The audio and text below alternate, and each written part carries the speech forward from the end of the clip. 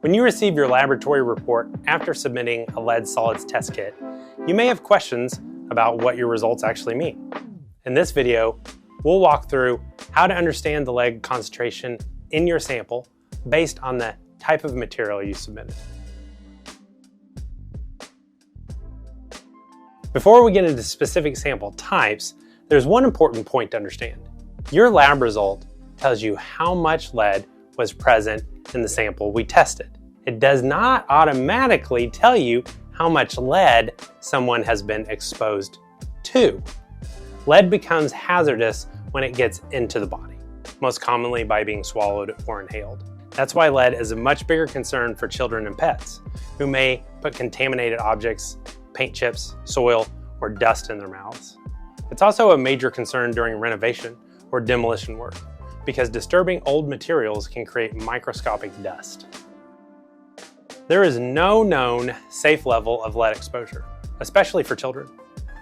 While there are regulatory limits and guidance levels for different materials, the ideal level of lead exposure is always 0. That said, context matters. A decorative object sitting untouched on a shelf is very different from peeling paint, garden soil, food, or something a child might put in their mouth. One of the most common solid samples we receive is paint, either as chips, flakes, or dust.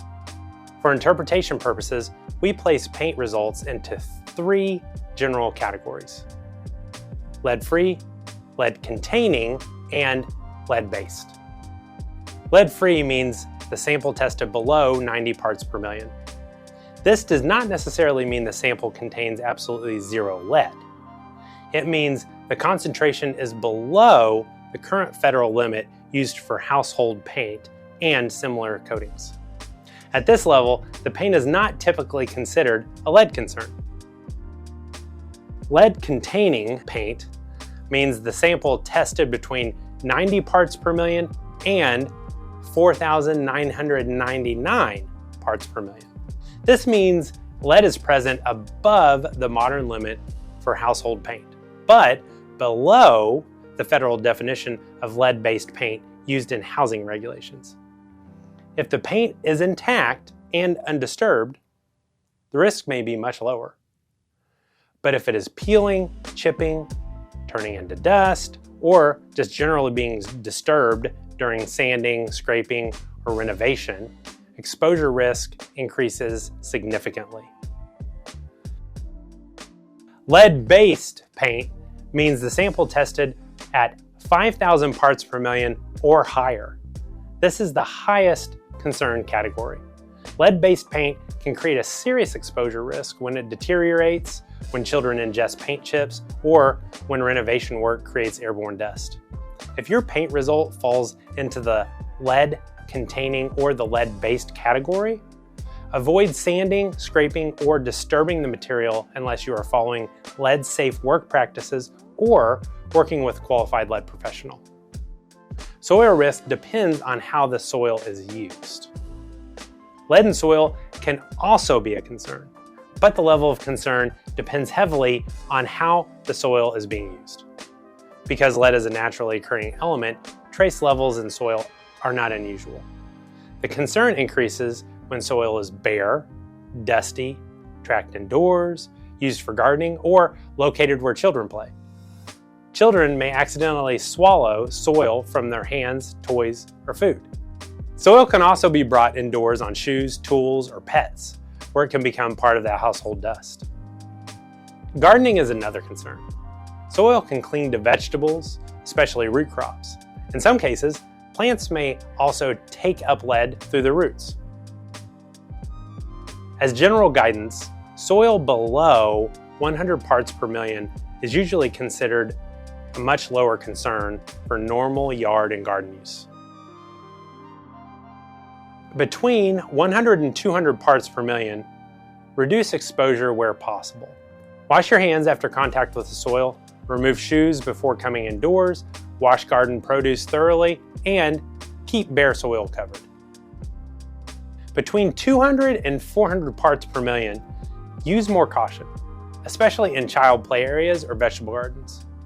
Avoid letting children play directly in bare soil, and consider raised beds with clean soil for food gardening. Between 400 and 1,000 parts per million, direct contact with bare soil should be minimized.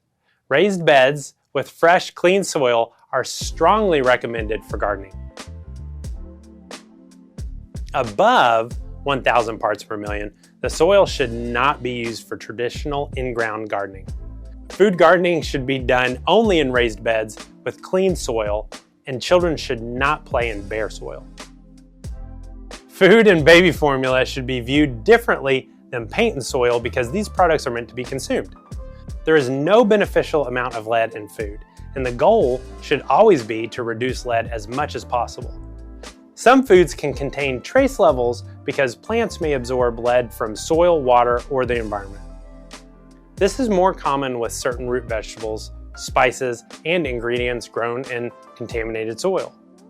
But lead should never be intentionally added during manufacturing. If your report shows an elevated lead result in a food sample, that product should not be consumed until you have a clearer understanding of the result and the potential source of contamination. For foods intended for babies and young children, lead is taken especially seriously because children are more vulnerable to exposure.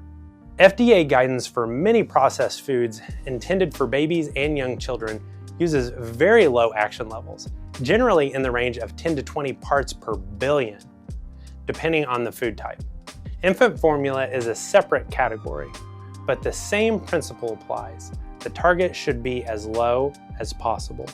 If lead is detected at any elevated level, do not continue using that product without seeking additional guidance from the manufacturer, your pediatrician, or the appropriate public health authority.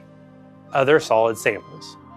You may also submit other solid materials, such as ceramics, dust, debris, toys, jewelry, spices, powders, or other household items.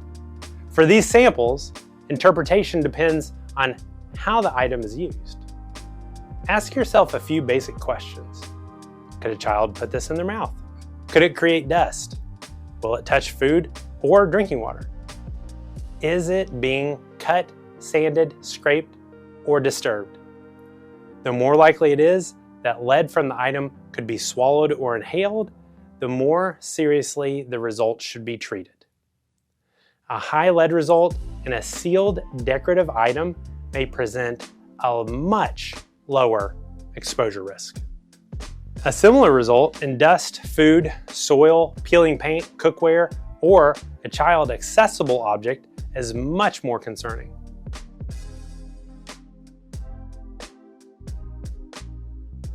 We hope this helps you better understand your laboratory report and how to think about the lead concentration in your solid sample.